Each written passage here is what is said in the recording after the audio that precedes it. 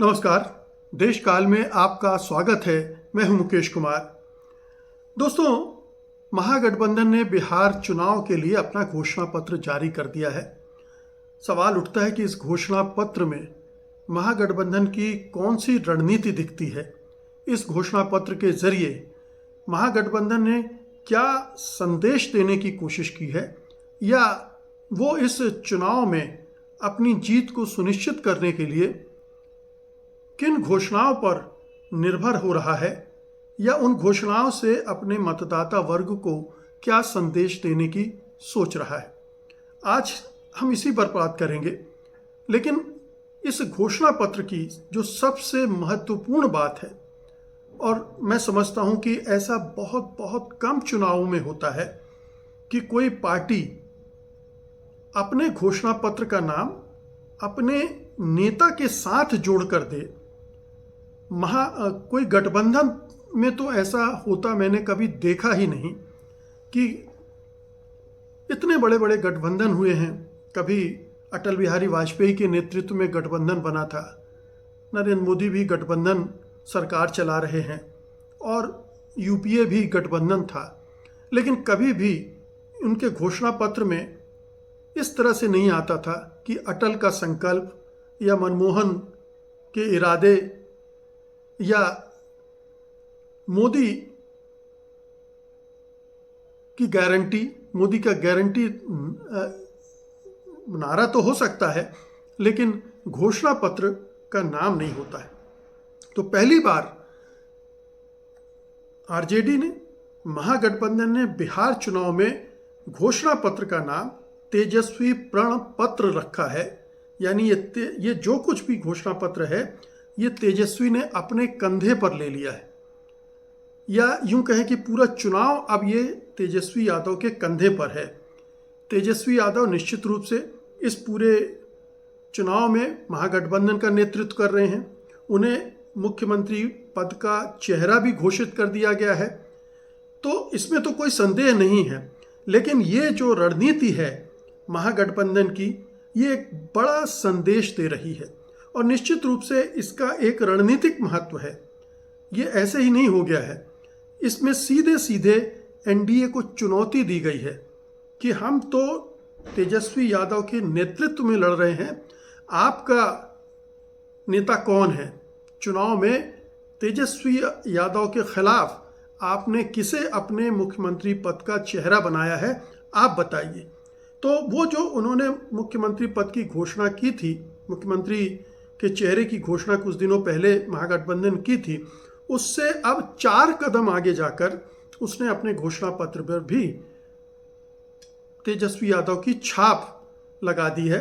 उसमें और चेहरे भी हैं, राहुल गांधी भी हैं, लेकिन आप देखेंगे घोषणा पत्र में तो ऊपर छोटे छोटे उनके चित्र हैं, बड़े चित्र में तेजस्वी यादव दिख रहे हैं।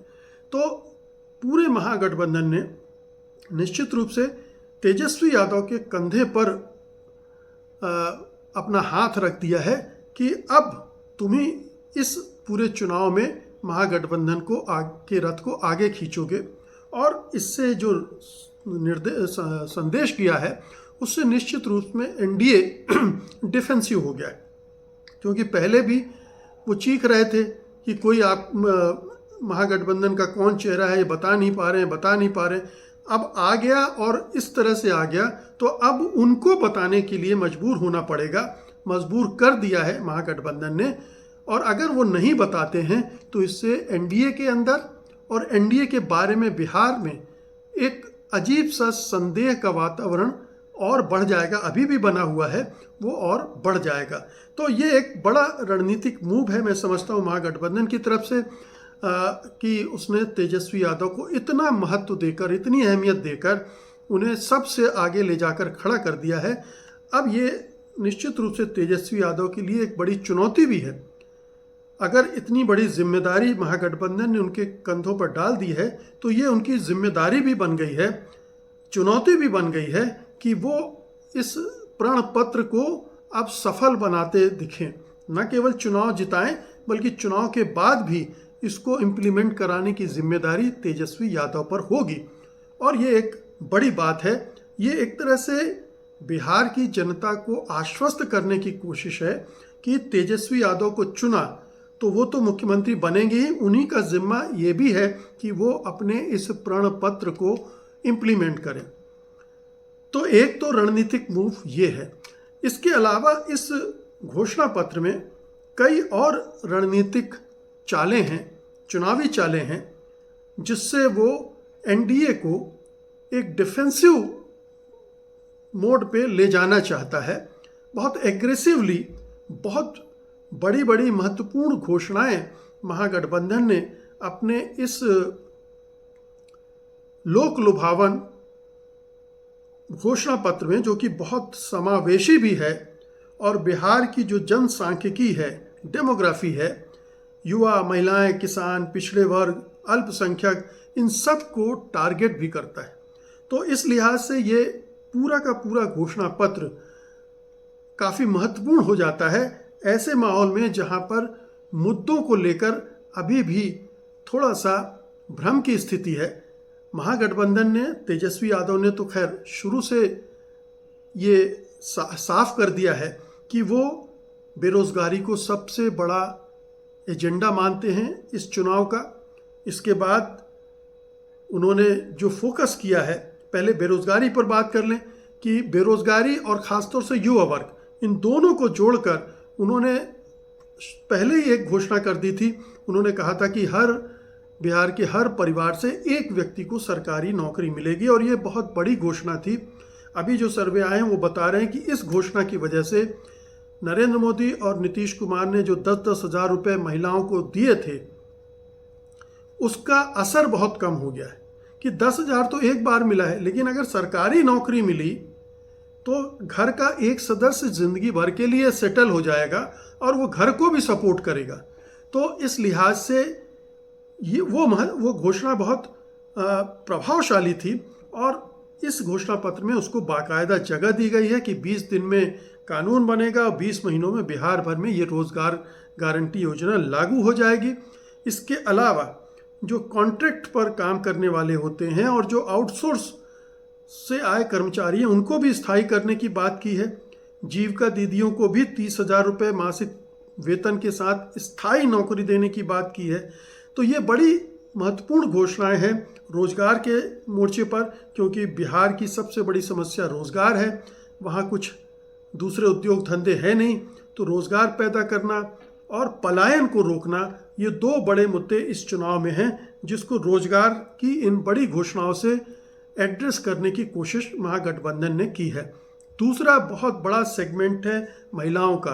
बिहार में महिलाएं पुरुषों से भी ज़्यादा वोट करती हैं, और उसकी एक बहुत ऑब्वियस सी वजह ये है कि बहुत सारे मर्द जो है बिहार से जाकर बाहर जाकर रोज़गार करते हैं और पढ़ाई भी करते हैं, तो वहाँ पर महिलाएं ज़्यादा होती हैं, और महिलाओं में ये जागृति भी आई है पिछले कुछ सालों में, तो वो बढ़ चढ़ कर वोट करती हैं। तो एक बड़ा महिला वोट बैंक है जो अभी तक नीतीश कुमार के साथ था। नीतीश कुमार ने 10-10 हज़ार देकर उनको और लुभाने की कोशिश की है, लेकिन इसको भी टारगेट किया है महिलाओं को। महागठबंधन ने जैसे माई बहन मान योजना लागू करने की बात की है, जिसके तहत 2,500 रुपये मासिक दिया जाएगा 5 साल तक, 30,000 रुपये सालाना 5 साल तक दिया जाएगा, और हर महिला को 25 लाख तक के मुफ्त स्वास्थ्य बीमा की सुविधा दी जाएगी। महिलाओं की सुरक्षा और सशक्तिकरण पर फोकस किया जाएगा। एक तीसरा बड़ा वर्ग है किसानों का, क्योंकि हम सब जानते हैं बिहार मुख्य रूप से किसान प्रमुख प्रदेश है, जहाँ पर खेती किसानी ही सबसे बड़ा धंधा है, रोज़गार है, आप जो भी कह लें। उस पर जो वहाँ की 70-80% आबादी है निर्भर करती है। तो उन किसानों को सपोर्ट देने के लिए भी सबसे बड़ी घोषणा ये की गई कि सभी फसलों पर एमएसपी की गारंटी दी जाएगी। फिर मंडी और बाजार समितियों का पुनरुद्धार किया जाएगा, जो कि तबाह कर दी है नीतीश सरकार ने, जहाँ पर कोई सुनवाई नहीं है किसानों की, और शोषण है वहाँ पर जो बिचौलिए होते हैं उनकी। चूँकि आरजेडी का मेन प्लैंक रहा है हमेशा से चुनाव का सोशल जस्टिस, सामाजिक न्याय, जिस तरह से नीतीश कुमार सामाजिक न्याय की पार्टी कहते हैं अपने जेडीयू को, अखिलेश यादव की समाजवादी पार्टी, उसी तरह से आरजेडी भी। और अब तो ये मानना पड़ेगा कि राहुल गांधी ने भी कांग्रेस को सामाजिक न्याय की पार्टी बना दिया है, क्योंकि उसका पूरा एजेंडा वो सोशल जस्टिस पर ले आए हैं। चाहे आरक्षण हो, चाहे संविधान की रक्षा हो, चाहे जाति जनगणना हो, या दलितों के साथ होने वाले अत्याचारों के खिलाफ खड़े होना हो, उन्होंने सोशल जस्टिस वाला एजेंडा ले लिया है। और इस महागठबंधन के घोषणा पत्र में भी उसे शामिल किया गया है।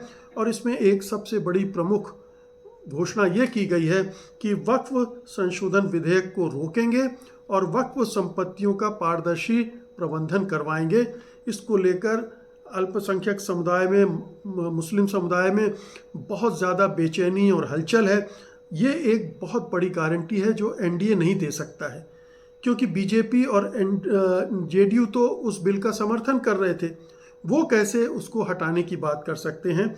तो जो मुस्लिम तबका अगर थोड़ा बहुत नीतीश कुमार को वोट देता था, अब वो भी उससे छिटक जाएगा, वो भी निश्चित रूप से आरजेडी और कांग्रेस और जो गठबंधन के सहयोगी उनके साथ आएगा। फिर एक घोषणा ये की गई है, बोध गया के बौद्ध मंदिरों का प्रबंधन बौद्ध समुदायों को सौंपा जाएगा। अभी तक उसमें हिंदू पंडित पुरोहित भी मारकाट मचाए हुए हैं, उनका कोई उससे संबंध नहीं है, फिर भी वो वहाँ पर काबिज हैं। बौद्ध लंबे समय से प्रदर्शन कर रहे हैं, उनकी कोई सुनवाई नहीं हो रही है।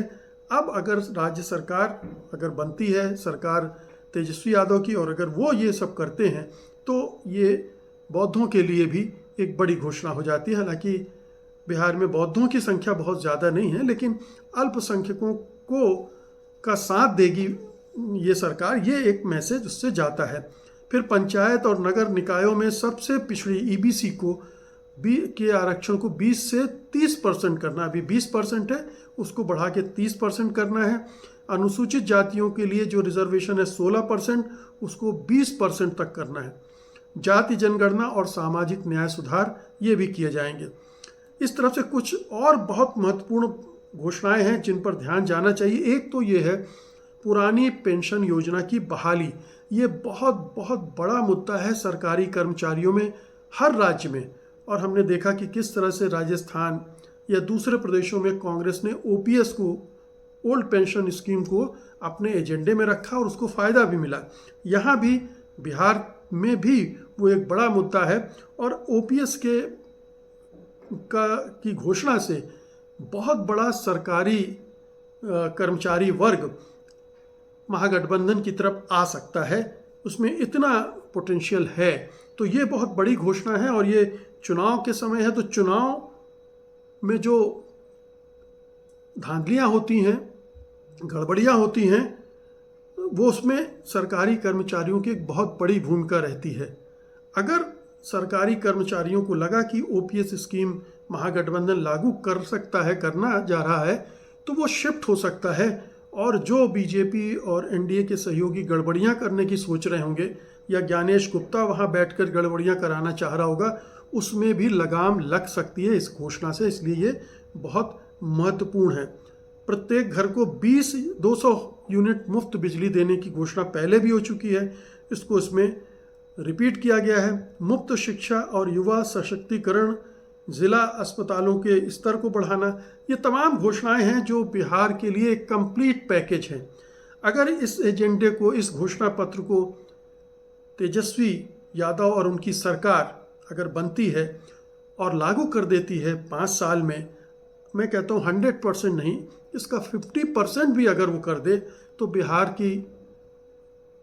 का कायाकल्प हो सकता है, उसकी हालत बदल सकती है और वो फिर उठकर खड़ा हो सकता है। ऐसा नहीं है कि वो 5 साल में वो जो विकसित राज्य हैं, केरल, तमिलनाडु, तेलंगाना, आंध्र प्रदेश, इनका मुकाबला करने लगेगा, लेकिन एटलीस्ट वो खड़े होकर दौड़ने की तैयारी की स्थिति में आ सकता है। फंड की ज़रूरत पड़ेगी, इन्वेस्टमेंट की ज़रूरत पड़ेगी, उसका कैसे इंतज़ाम होगा, ये सवाल इस घोषणा पत्र से ज़रूर उठेंगे।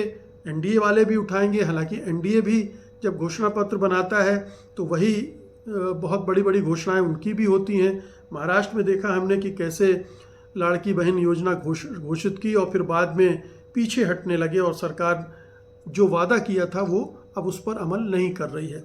तो ये समस्या आएंगी। चुनाव के समय कुछ बड़ी घोषणाएं की जाती हैं जिनको इम्प्लीमेंट करना बहुत कठिन भी होता है, लेकिन मैं फिर दोहराऊंगा कि अगर ये विकसित बिहार के वादे को कर रहा है और उस दिशा में 50% भी कामयाब हो जाए तो ये बिहार के भविष्य के लिए बहुत बड़ी बात होगी। पिछले 20 सालों में नीतीश कुमार के राज में बिहार वहीं खड़ा है जब वो सत्ता में आए थे 2005 में। 2025 में भी बिहार पूरे देश में फिसड्डी है, पर कैपिटा इनकम के मामले में, जीडीपी के मामले में, रोज़गार के मामले में, इंडस्ट्रियलाइजेशन के मामले में, हर मामले में वो वहीं खड़ा है, पिछड़ा है। तो नीतीश कुमार तो कुछ डिलीवर कर नहीं पाए। अब एक नया महागठबंधन है, ये बिहार के लोगों को सोचना है कि किसी और को मौका देना चाहिए नहीं, बदलाव चाहिए या नहीं, या वो उसी तरह से एक मानसिक बीमारी से जूझ रहे नीतीश कुमार की और सरकार चाहते हैं, या सांप्रदायिक उन्माद वाली पार्टी को आजमाना चाहते हैं जो प्रदेश में हिंदू मुसलमान करती रहेगी, एक दूसरे को लड़ाती रहेगी और डबल इंजन का गाना गाती रहेगी, लेकिन बिहार सरकता रहेगा, फिसलता रहेगा पीछे की तरफ। बहुत बहुत शुक्रिया आपका, धन्यवाद, नमस्कार।